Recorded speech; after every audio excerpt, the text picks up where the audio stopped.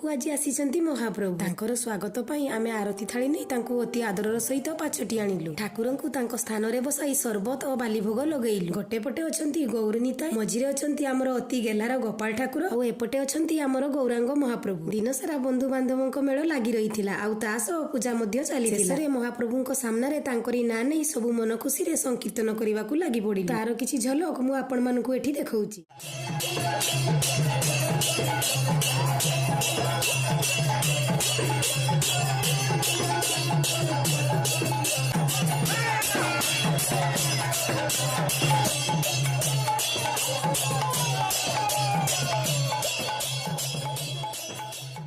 ନାଚିନୁଚା ସାରି ପ୍ରସାଦ ସେବନ କରି ମହାପ୍ରଭୁଙ୍କୁ ବିଦାୟ ଦେଲୁ। ଆଉ ଯୋଉମାନେ ଆସିପାରି ନାହାନ୍ତି ତାଙ୍କ ପାଇଁ ଏଇ ସବୁ କୁଣ୍ଡିର ବ୍ୟବସ୍ଥା କରାଯାଇଥିଲା। ଏଥର ସର୍ବେ ବୋଲ ହରି ବୋଲ।